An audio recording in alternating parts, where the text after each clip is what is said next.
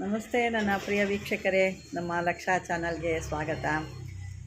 ವೀಕ್ಷಕರೇ, ನನ್ನ ಕಡೆ ಸಾಕಷ್ಟು ಜನ ಕರೆಗಳು ಮಾಡ್ತಾ ಇರ್ತೀರ. ನಾವು ಅಲ್ಲದ ದೀಕ್ಷೆ ತೊಗೊಂಡಿದ್ವಿ, ಇಷ್ಟು ದುಡ್ಡು ಕೊಟ್ವಿ, ಅಷ್ಟು ದುಡ್ಡು ಕೊಟ್ವಿ, 8 ವರ್ಷ ಆಯಿತು, 5 ವರ್ಷ ಆಯಿತು, 10 ವರ್ಷ ಆಗಿದೆ, ಹೀಗೆ ನಾನಾ ಥರ ಹೇಳ್ತಾರೆ. ಇನ್ನೂ ನಮಗೆ ಅದು ಸಿದ್ಧಿ ಆಗಿದೆ ಅಂತ ಗೊತ್ತೇ ಆಗ್ತಾ ಇಲ್ಲ. ಯಾವ ರೀತಿ ಅದು ಗೊತ್ತಾಗುತ್ತೆ ನಮಗೆ? ಅಥವಾ ಆಗಿದೆಯಾ ಆಗಿಲ್ವಾ? ಆಗಿದೆ ಅಂದರೆ ಯಾವ ರೀತಿ, ಆಗಲಿಲ್ಲ ಅಂದರೆ ಯಾವ ರೀತಿ? ಯಾಕೆ ಇಷ್ಟು ವರ್ಷ ಆಗಿರುತ್ತೆ ನಮಗೆ ತೊಗೊಂಡು, ಅದು ಏನು ಆಗಿದೆ, ಅಲ್ಲಿ ಏನು ಒಳ್ಳೇದು ಆಗಿಲ್ಲ ಅಂದಮೇಲೆ ಅದು ನಮ್ಗೆ ಹೆಂಗೆ ಅದು ಆಗಿದೆ ಅಂತ ತಿಳ್ಕೊಳ್ಳೋದು ಅಂತ ಅಂದ್ಬಿಟ್ಟು ಇಷ್ಟು ಮಾಡಿದ್ರೂ ಕೂಡ ಆಗ್ತಾ ಇಲ್ಲ. ಬೆಳಿಗ್ಗೆ 3 ಗಂಟೆಗೆ ಎದ್ದೊಳ್ತೀವಿ, ತಣ್ಣೀರು ಇಕ್ಕೊಂಡು ಕೂತ್ಕೊಂಡು ನೀವು ಕೊಟ್ಟಂಥ ಪ್ರತಿಯೊಂದು ಮಂತ್ರಗಳು ಕೂಡ ಭಾಳ ಚೆನ್ನಾಗಿ ಹೇಳ್ತೀವಿ. ನಮ್ಮ ಗುರುಗಳು ಕೊಟ್ಟಂಥ ಮಂತ್ರ ಕೂಡ ಹೇಳ್ತೀವಿ, ಆದರೂ ಏನು ಸಿದ್ಧಿನೇ ಆಗ್ತಾ ಇಲ್ಲ. ಯಾವ ಮಂತ್ರ ಕೂಡ ಸಿದ್ಧಿ ಆಗಿಲ್ಲ ನಮಗೆ. ಯಾಕಂದ್ರೆ ನೀವು ಹೇಳ್ತಾ ಇರ್ತೀರಾ, ಯಾವ್ದಾದ್ರು ನೀವು ಏನಾದ್ರು ಈ ಥರ ನುಡಿದಾಗ ಅದು ಹಂಗೆ ಆದಾಗ ಸಿದ್ಧಿ ಆಗಿದೆ ಅಂತ. ಅದು ಏನೂ ಆಗ್ತಾ ಇಲ್ಲ ಅಂದರೆ ನಮಗೆ ಆಗಿಲ್ಲ ಅಂತ ಅರ್ಥ ಅಲ್ವಾ ಅಂತ ಸಾಕಷ್ಟು ಜನ ನೀವು ಕೇಳ್ತಾ ಇರ್ತೀರಾ.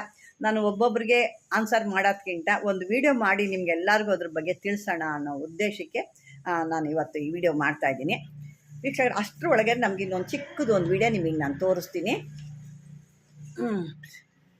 ವೀಕ್ಷಕರೇ, ಇದು ನೋಡ್ತಾ ಇದ್ದೀರಲ್ವಾ? ಒಂದು ನಿಮಿಷ ಸ್ವಲ್ಪ ಹೈಟ್ ಮಾಡ್ತೀನಿ.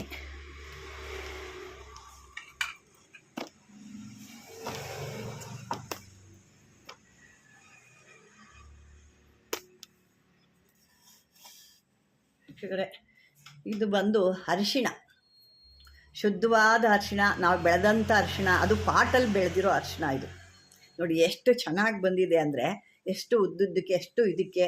ನಾನು ಸುಮಾರು ಆದರೆ ಇದು 2-3ನೇ ಬೆಳೆ ಇದು, ಆದರೆ ನಂಗೆ ತೆಗ್ದೇ ಇರಲಿಲ್ಲ ಇದನ್ನು. ಅಯ್ಯೋ ಎಷ್ಟಿಷ್ಟು ಬರುತ್ತೆ, ಅದನ್ನೇನು ತೆಗಿಯೋದು ಅಂದ್ಬಿಟ್ಟು ನಾವು ಸುಮ್ಮನೆ ಬಿಟ್ಬಿಟ್ಟಿದ್ದೆ. ಅದು ಒಣಗಿ ಮತ್ತೆ ಚಿಗುರೋದು, ಒಣಗೋದು, ಚಿಗುರೋದು, ಒಣಗೋದು, ಆ ರೀತಿ ಆಗಿ ಇಷ್ಟು ದೊಡ್ಡದು ಬಂದೆ. ಅದು ಹಾಕಿರೋದು ಎಷ್ಟು, ಒಂದು 4 ಗಿಡನೋ ಏನೋ, 4-5 ಗಿಡ ಅಷ್ಟೇ ಹಾಕಿರೋದು ಅನಿಸುತ್ತೆ. ಅಷ್ಟರೊಳಗೆ ಇಷ್ಟು ಬಂದೆ. ಇನ್ನೂ ಇರ್ತಿತ್ತು, ಅದನ್ನು ನಾನು ತೆಗಿಯೋಕ್ಕಾಗಲಿಲ್ಲ. ಅದು ಜಾಸ್ತಿ ತಳದಲ್ಲಿರೋದ್ರಿಂದ ಅದು ತೆಗಿಯೋಕ್ಕೆಲ್ಲ ಕಷ್ಟ ಆಯಿತು. ನಿಧಾನಕ್ಕೆ ತೆಗೆದ್ರೆ ಮತ್ತೆ ಅದು ಹಂಗೆ ಮತ್ತೆ ಬಂದುಬಿಡುತ್ತೆ. ನೋಡಿ, ಇದೊಂದು ಅದ್ಭುತವಾದಂಥ ಎಷ್ಟು ಕಲರ್ಗೆಲ್ಲ ಇದೆ, ಕ್ಯಾರೆಟ್ ಕಲರ್ ಇದೆ ನೋಡಿ, ಇದು ಒಳ್ಳೆ. ಇದು ಹೆಂಗೆ ತೋರಿಸ್ತಾ ಇದ್ದೀನಿ ಅಂದರೆ, ಈ ಥರ ನಮ್ಮ ಮನೇಲಿ ನಾವು ಬೆಳ್ಕೊಂಡಿರೋದು ಎಷ್ಟು ಖುಷಿಯಾಗುತ್ತೆ. ಈ ಖುಷಿನ ನಿಮ್ಮ ಜೊತೇಲಿ ಹಂಚ್ಕೊಳ್ಳೋಣ ಅನ್ನೋ ಉದ್ದೇಶಕ್ಕೆ ನಿಮ್ಗೆ ತೋರಿಸ್ತಾ ಇದ್ದೀನಿ. ಮತ್ತು ಇದರೊಳಗಿಂದ ಒಂದು ಏನು ಇದ್ರೊಳಗೆ ಅದ್ಭುತ ಇದೆ ಅನ್ನೋದು ಕೂಡ ನಾನು ತೋರಿಸ್ತೀನಿ. ಇನ್ನೂ ಇದೆ, ಬನ್ನಿ. ಈಗ ಈ ಅರಿಶಿನ ನೋಡಿದ್ರಲ್ವಾ, ಯೆಲ್ಲೋ ಕಲರ್ ಅರಿಶಿನ ನೋಡಿದ್ರಿ, ಮಾಮೂಲಿಯಾದ ಅರಿಶಿನ. ಯಾಕೆ ನಾವು ಅಂಗಡೀಲಿ ತಂದು ಕೆಲವೊಂದು ಯಂತ್ರಗಳು ಬರಿಬೇಕಾದ್ರೆ ಅದಕ್ಕೆ ಹಚ್ಚೋಕ್ಕೆ ಒಂದು ಅರಿಶಿನ ನಾವು ತೊಗೊಳ್ತೀವಿ, ಪುಡಿ ಅರಿಶಿನ ತೊಗೊಳ್ತೀವಿ. ಕೆಲವೊಂದಕ್ಕೆ ಕುಟ್ಟಿ ಪುಡಿ ಮಾಡಿ ಅಂತಾರೆ. ಅದು ಏನಾಗಿರುತ್ತೆ, ಒಣಗಿಸಿ ಅದನ್ನು ಬೇಯಿಸಿ ಅದಕ್ಕೆ ಪೌಡ್ರೆಲ್ಲ ಹಾಕಿ ಮಾಡಿರ್ತಾರೆ. ಅದು ಮಿಕ್ಸ್ ಆಗಿರೋ ಅಂಥ ಒಂದು ಪವರ್ಫುಲ್ ಕೊಡೋದಿಲ್ಲ. ನೋಡಿ, ಇದು ವರ್ಜಿನಲ್ ಇರೋದ್ರಿಂದ ನಾನು ಈ ರೀತಿ ತೊಗೊಂಡೆ ನಾನು ಆ ಒಂದು ಯಂತ್ರಗಳಿಗೆಲ್ಲ ಹಾಕೋವಂಥದ್ದು. ಇದು ಒಂದೇ ಅಲ್ಲ, ಇನ್ನೂ ನಾನು ಬೇರೆ ಬೇರೆ ತೋರಿಸ್ತೀನಿ. ಈಗ ನೋಡಿ, ನೀವೆಲ್ಲ ಹೇಳ್ತಾ ಇರ್ತೀರಲ್ವ, ಕರಿ ಅರಿಶಿಣ ಅಂತಂದ್ಬಿಟ್ಟು. ಇದು ಕರಿ ಅರಿಶಿಣ ಅಲ್ಲ, ನೀಲಿ ಅರಿಶಿಣ. ಇದು ಗಿಂಡದಾಗ ನೀಲಿ ಕಲರ್ ಬರುತ್ತೆ, ಅದರಿಂದ ಇದು ನೀಲಿ ಅರಿಶಿಣ ಅಂತ ಹೇಳ್ತೀವಿ ಇದನ್ನು. ಈ ಅರಿಶಿಣ ಕೂಡ ನಮಗೆ ಭಾಳ ಅದ್ಭುತವಾಗಿ ಕೆಲಸ ಮಾಡುತ್ತೆ. ನನಗೆ ಯಾರೋ ಕೇಳಿದರು, ಹಾಗಾಗಿ ಇದನ್ನು ಆ ಸಮಯದಲ್ಲಿ ಅದು ನೆನ್ನೆ ಒಂದು ಪುಷ್ಯ ನಕ್ಷತ್ರ ಕೂಡ ಇತ್ತು, ಅದನ್ನೆಲ್ಲ ತೊಳೆದು ನಾನು ಒಣಗೈದೆ. ನೋಡಿ, ಇನ್ನೂ ಹಸಿನೇ ಇದೆ. ಇದು ಬಂದು ನೀಲಿ ಅರಿಶಿಣ ಅಂತ. ಇದು ಕಾಳಿಗೆ ಭಾಳ ಇಷ್ಟವಾದಂತೂ. ಇದು ಮನೇಲಿ ಇದ್ದಷ್ಟು ಯಾವ ಶತ್ರುಗಳ ಕಾಟ ಕೂಡ ಇರೋದಿಲ್ಲ ನಿಮಗೆ. ಇದು ಅಂತ ಅನುಭವ ಇದು ಬರುತ್ತೆ. ಇನ್ನೂ ನಾನು ಸಾಕಷ್ಟು ಅದ್ರ ಬಗ್ಗೆ ಹೇಳೋದಿದೆ, ಮುಂದಕ್ಕಿನ್ನೂ ಹೇಳ್ತೀನಿ. ಇದು ನೋಡಿ, ಈಗ ಇದು ಕಪ್ಪಾದ ಅರಿಶಿಣ. ನೀವೆಲ್ಲ ಹೇಳ್ತೀರ ಕಪ್ಪು ಅರಿಶಿಣ, ಕರ್ಪು ಅರಿಶಿಣ. ಇದು ಕಪ್ಪಾಗಿರೋ ಅರಿಶಿಣ. ಒಂದು ಕಾಲದಲ್ಲಿ ಇದು ವೀಡಿಯೋಗಳನ್ನ ಜನಗಳನ್ನ ಅಳ್ಳಾಡಿಸಿದಂಥ ಒಂದು ವಿಡಿಯೋ ಮಾಡಿದ್ವಿ ಅವಾಗ ಅಷ್ಟು ಅದ್ಭುತವಾಗಂತ ಓಡಿದ್ದು. ಜನಗಳು ಸಾಕಷ್ಟು ಜನ ತೊಗೊಂಡಿದ್ದು ಇದು. ಅವಾಗೆಲ್ಲ ಒಂದು ಕ್ಯಾನ್ಸರ್ಗೆಲ್ಲ ಅಂತ ಭಾಳ ಲಕ್ಷಾಂತರ ರೂಪಾಯಿ, ಕೋಟ್ಯಾಂತರ ರೂಪಾಯಿ ಬೆಲೆ ಬಾಳುತ್ತೆ ಅಂತ ಕೇಳ್ತಾಯಿದ್ರು ಇದನ್ನು. ಅಷ್ಟು ಇದು ನೋಡಿ, ಕಪ್ಪು ಅರಿಶಿಣ. ಇದು ಒಣಗಿದ್ರೆ ಈ ರೀತಿ ಕಪ್ಪಾಗುತ್ತೆ. ಹಸಿ ಇದ್ದಾಗ ನಿಮಗೆ ನಾನು ತೋರಿಸ್ತೀನಿ. ಇಲ್ಲಿ ಕಟ್ ಮಾಡಿದ್ದೆ ಒಂದು.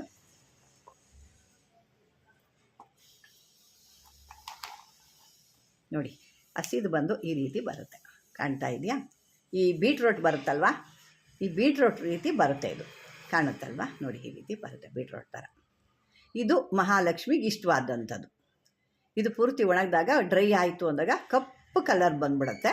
ಮತ್ತು ಇವೆಲ್ಲ ಏನಪ್ಪ ಅಂತಂದರೆ, ಇವೆಲ್ಲ ನೋಡಿ, ನಾನು ಪೂರ್ತಿ ನೋಡಿ ಏನು ಬೇರೆಲ್ಲ ತೆಗ್ದಿಲ್ಲ, ತೊಳೆದ್ಬಿಟ್ಟು ಅಷ್ಟೇ ಇಕ್ಕಿರೋದು. ಇದು ಕೂಡ ಮಹಾನ್ ಶಕ್ತಿಶಾಲಿ ಇರೋದು. ಇದು ಮೇಲೆ ಗೆಡ್ಡೆಗೆ ಎಷ್ಟು ಇದೆ ಅಂದರೆ ಇದು ಬೇರು, ತಾಯಿ ಬೇರುಗಳಿಗೆ ಎಷ್ಟು ಶಕ್ತಿ ಇರುತ್ತೆ ಅಲ್ವಾ, ಹಂಗಾಗಿ ಅದ್ರದ್ದು ಕೂಡ ನಾನು ಹೇಳ್ತೀನಿ. ಈಗ ನೋಡಿದ್ರಲ್ವಾ 3 ಗೆಡ್ಡೆಗಳ್ನು ನೋಡ್ರಿ, ಅರಿಶಿಣ, ಕಪ್ಪು ಅರಿಶಿಣ, ಅರಿಶಿಣ ಕಲ್ಲರು ಅಂದರೆ ಯೆಲ್ಲೋ ಕಲ್ಲರ್ದು, ಮತ್ತು ಕಪ್ಪು ಅರಿಶಿಣ. ಮಹಾಲಕ್ಷ್ಮಿ, ಮಹಾಕಾಳಿ, ಮಹಾಸರಸ್ವತಿ 3 ಜನ ಇಲ್ಲೇ ಇದ್ದಾರೆ ಅಲ್ವಾ. ಇದು ನೀವು ಈ ವರಮಹಾಲಕ್ಷ್ಮಿಗೆ ನಾವು ಏನು ಮಾಡ್ತೀವಿ, ಬಾಳೆಕಂಬ ತಂದಿಡ್ತೀವಿ.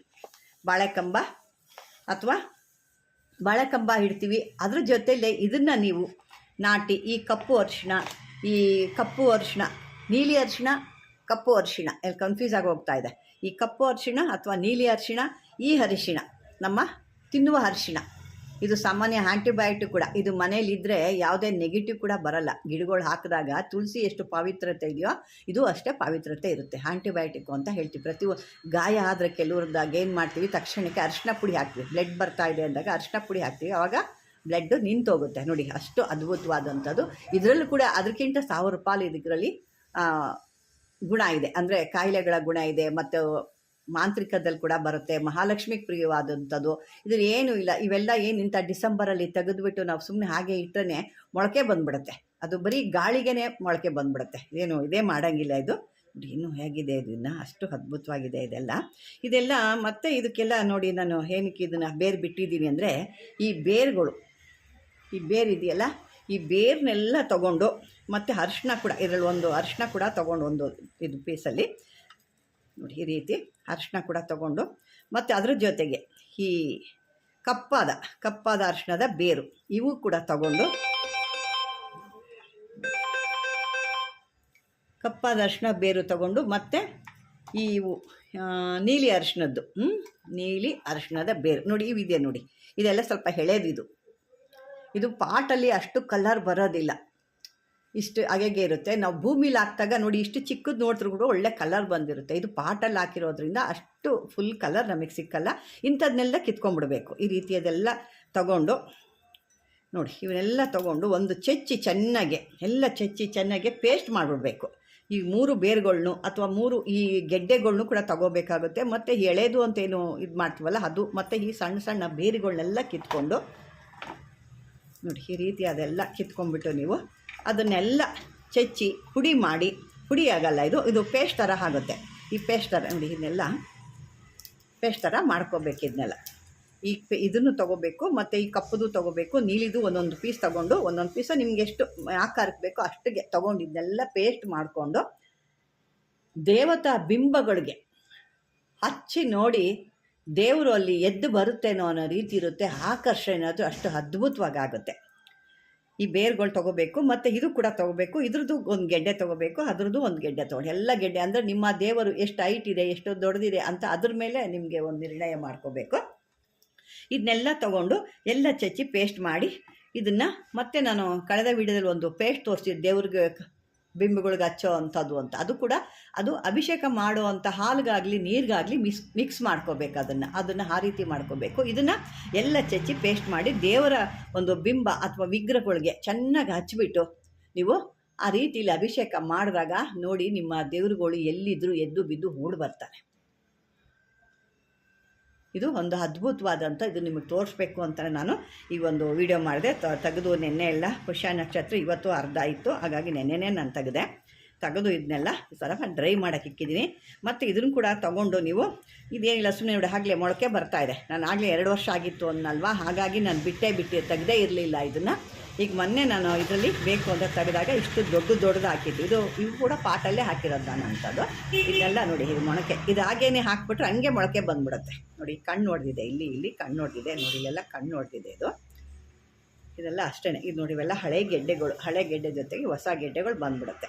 ಇದನ್ನೆಲ್ಲ ನೀವು ಹಾಕಿದಾಗ ನಿಮ್ಮ ಮನೆಯಲ್ಲಿ ಶಾಶ್ವತವಾಗಿ ಮಹಾಲಕ್ಷ್ಮಿ 3 ಗೆಡ್ಡೆಗಳನ್ನ ನೀವು ಒಂದೊಂದು ಪಾಟಲ್ಲಿ ಸಪ್ರೇಟಾಗಿ ಹಾಕಿದಾಗ ಅಷ್ಟು ಅದ್ಭುತವಾದ ಮಹಾಲಕ್ಷ್ಮಿ ನಿಮ್ಮ ಮನೆಯಲ್ಲಿ ವಯ್ಯಾರವಾಗಿ ಕೂತಿರ್ತಾಳೆ. ನೀವು ಅಂದ್ಕೊತೀರ ಯಾಕೆ ನಮಗೆ ಕಷ್ಟ, ಯಾಕೆ ನಮಗೆ ಕಷ್ಟ, ಲಕ್ಷಾಂತರ ರೂಪಾಯಿ ಖರ್ಚು ಮಾಡಿದ್ವಿ, ಹೋಮ ಮಾಡಿಸಿದ್ವಿ, ಅದು ಮಾಡಿಸಿದ್ವಿ, ಇದು ಮಾಡಿಸಿದ್ವಿ ಅಂತ. ಇಂಥದನ್ನ ಚಿಕ್ಕದು ಅಂತೀವಿ. ಆದರೆ ಈ ಚಿಕ್ಕದು ಮಾಡೋ ಕೆಲಸ ದೊಡ್ಡದು ಯಾವುದೂ ಮಾಡೋದಿಲ್ಲ. ಲಕ್ಷಾಂತರ ರೂಪಾಯಿ ಖರ್ಚು ಕೊಟ್ಟು ಮಾಡ್ತಿರಲ್ವ, ಅದೇನೋ ಅಂತ ಎಫೆಕ್ಟ್ ಕೊಡೋಲ್ಲ. ಇದನ್ನು ಮಾಡಿ ನೋಡಿ ನೀವು, ಇದ್ರ ಬೇರು ಅಥವಾ ಗೆಡ್ಡೆ ಇದನ್ನೆಲ್ಲ ಅರೆದು ಆ ದೇವತಾ ಇದಕ್ಕೆ ಎಲ್ಲ ವಿಗ್ರಹಗಳು ಅಂಟಿಸಿ ಹಾಕಿ ಅಭಿಷೇಕ ಮಾಡಿ ಆಮೇಲೆ ನಿಮಗೆ ಗೊತ್ತಾಗುತ್ತೆ ಅದ್ರದ್ದೇನು ಪ್ರಯೋಗ ಎಷ್ಟಿದೆ, ಎಷ್ಟು ಕೆಲಸಕ್ಕೆ ಬರುತ್ತೆ ಇದು ಅನ್ನೋದು. ಇಲ್ಲಿ ಈಗಿದ್ದು ಇಷ್ಟ ಆಯಿತು ನೋಡಿ. ಮತ್ತು ನಾನು ಇದು ಸ್ವಲ್ಪ ಶುಂಠಿ ಕೂಡ ಹಾಕಿದ್ದೆ ಅದರೊಳಗಡೆ. ಸುಮ್ಮನೆ ಒಂದು ಪೀಸಲ್ಲಿ ನಾವು ತಂದಾಗ ಅದು ಬಂದಿತ್ತು, ಹಾಗಾಗಿ ಅದು ಕೂಡ ಹಾಕಿದ್ದೆ ನಾನು. ಎಲ್ಲ ಬಿದ್ದಂತು, ಎರಡೇ ಬಿದ್ದಿದೆ, ಇನ್ನೂ ಒಂದು 2-3 ಪೀಸು ನೋಡಿ. ಅದು ಕೂಡ ಶುಂಠಿ ಕೂಡ ಹಾಕಿದೆ. ಅದು ಕೂಡ ಬಂದಿದೆ, ಒಂದು 4-5 ಪೀಸ್ ಬಂದಿದೆ. ನಾನೆಲ್ಲೋ ಒಂದು ಸೈಡಲ್ಲಿ ಒಂದು ಪೀಸ್ ಹಾಕಿದ್ದೆ ಅಷ್ಟೇ. ಇದು ನೋಡಿ, ನಾವು ಸ್ವಂತವಾಗಿ ಎಷ್ಟು ಖುಷಿ ಆಗುತ್ತೆ ಅಂದರೆ, ಏನೋ ನಾವು ದೊಡ್ಡ ಒಂದು ಸಾಧನೆ ಮಾಡಿದ್ವಿ ಅನ್ನೋಷ್ಟು ಖುಷಿ ಆಗುತ್ತೆ. ನಾವೇ ನಮ್ಮ ಮನೇಲಿ ಬೆಳೆದು ಈ ಥರ ಒಂದು ನೋಡಿದಾಗ ಎಷ್ಟು ಆನಂದ ಆಗುತ್ತೆ ಅಂದರೆ, ಒಂದೇನೋ ಅದು ಎಷ್ಟು ಕೊಟ್ಟರು ಸಾಲಲ್ಲ, ಅಷ್ಟು ಒಂದು ಅದ್ಭುತವಾದಂಥದ್ದು. ಇರಲಿ, ಈಗ ನಾವೀಗ ಮಂತ್ರದ ಬಗ್ಗೆ ಬಂದ್ಬಿಡೋಣ. ಮಂತ್ರ ನೋಡ್ತಾ ಇದ್ದೀರಾ ಅಲ್ವಾ?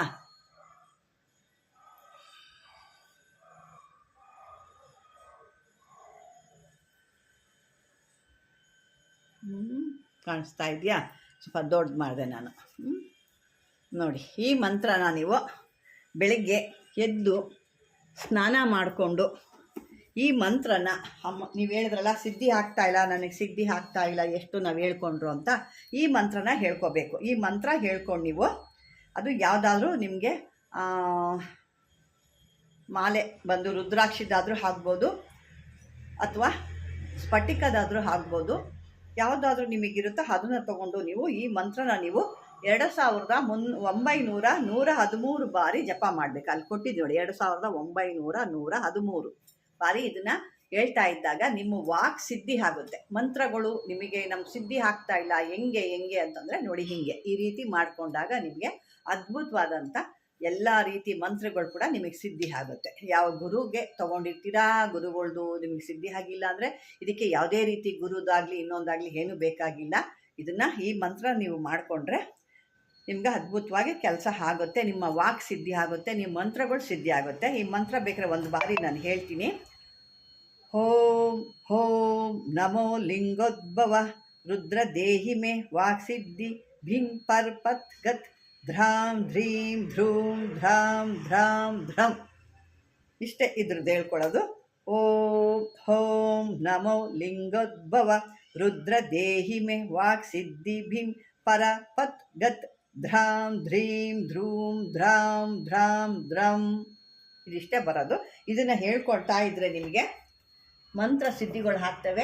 ಯಾವ್ದಾದ್ರು ವಾಕ್ನಲ್ಲಿ ದೋಷ ಇತ್ತು ಅಂದರೆ ವಾಕ್ ದೋಷ ಕೂಡ ಹೋಗುತ್ತೆ. ಅದರಿಂದ ಸಿದ್ಧಿ ಆಗ್ತಿಲ್ಲ, ವಾಕ್ ದೋಷ ಏನೋ ಇದೆ ನಮಗೆ ಅಂತ ಅಂದಾಗ ಕೂಡ ಇದು ಕೂಡ ನಿಮಗೆ ಸಿದ್ಧಿ ಆಗುತ್ತೆ. ವೀಕ್ಷಕರೇ, ಈ ಒಂದು ಅದ್ಭುತವಾದನ್ನ ನೀವು ನೋಡಿಕೊಂಡು ಈ ಮಂತ್ರದಿಂದ ಅಥವಾ ನಾನು ತೋರಿಸಿದಂಥ ಮೂಲಿಕೆಗಳಿಂದ ಕೂಡ ನೀವೆಷ್ಟೋ ಕಲಿಬೋದು. ಅದನ್ನು 3 ಚೆಚ್ಚಿ ಪೇಸ್ಟ್ ಮಾಡಿಬಿಟ್ಟು ಅದಕ್ಕೆ ಒಂದು ಸ್ವಲ್ಪ ಪುನುಗು, ಜವಾದು ನೋಗು, ಇದು ಗೋರೋಜ್ ಎಲ್ಲ ಹಾಕಿ ಮಿಕ್ಸ್ ಮಾಡಿ ಪೇಸ್ಟ್ ಮಾಡಿ ನೀವು ಹಣೆಗಿಕ್ಕೊಳ್ತಾ ಇದ್ರು ಕೂಡ ಎಷ್ಟೋ ನಿಮಗೆ ವಶೀಕರಣ ಆಗೋಗುತ್ತೆ. ಈ ಯಂತ್ರಗಳು ವಶಿ ಆಗ್ತವೆ, ಜನನೂ ವಶಿ ಆಗ್ತಾರೆ, ದೇವರುಗಳು ವಶಿ ಆಗ್ತಾರೆ. ಇದು ಅಂತ ನಮ್ಮ ಕೈಯಲ್ಲೇ ಮದ್ದಿರುತ್ತೆ. ನಾವು ಎಲ್ಲೋ ಊರೆಲ್ಲ ಹುಡ್ಕೊಂಡು ಹೋಗ್ತೀವಿ, 100 ಕಿಲೋಮೀಟ್ರ್ ಅಲ್ಕೊಂಡು ಹೋಗ್ತೀವಿ, ನಮ್ಮ ಹತ್ರನೇ ಮದ್ದಿರುತ್ತೆ. ಅದನ್ನು ಹೇಳ್ತಾರಲ್ಲ, ಹಿತ್ತಲ ಗಿಡ ಮದ್ದಲ್ಲ ಅನ್ನೋ ರೀತಿ ನಾವು ಕೆಲವೊಂದು ಸರಿ ವರ್ತನೆ ಮಾಡಿದಾಗ ಅವು ಕೂಡ ನಮ್ಮಿಂದ ದೂರ ಹೋಗ್ತವೆ. ವೀಕ್ಷಕರೇ, ಈ ಒಂದು ವಿಡಿಯೋ ನಿಮಗೆ ಅರ್ಥ ಆಗಿದೆ ಅಂದ್ಕೊಂಡಿದ್ದೀನಿ, ಉಪಯೋಗ ಕೂಡ ಬರ್ತದೆ ಅಂದ್ಕೊಂಡಿದ್ದೀನಿ. ಇದೆಷ್ಟು ಜನ ಉಪಯೋಗಿಸ್ಕೊಳ್ತೀರೇನೋ ನಂಗೆ ಗೊತ್ತಿಲ್ಲ. ಉಪಯೋಗಿಸ್ಕೊಂಡ್ರೆ ಬುದ್ಧಿವಂತರಾಗ್ತೀರಾ, ಇಲ್ಲ ಅಂದರೆ ನಿಮ್ಮ ಮನೆ ಬರ ಇಷ್ಟೇ ಇರುತ್ತೆ ಅಂತ ಅಂದ್ಕೊಳ್ತೀನಿ. ಈ ಕಡೆ ಈ ವಿಡಿಯೋ ನಿಮ್ಗೆ ಇಷ್ಟವಾದರೆ ಲೈಕ್ ಮಾಡಿ, ಶೇರ್ ಮಾಡಿ, ಸಬ್ಸ್ಕ್ರೈಬ್ ಮಾಡ್ಕೊಳ್ಳಿ ಅಂತ ಹೇಳ್ತಾ ಧನ್ಯವಾದಗಳು ವೀಕ್ಷಕರೇ.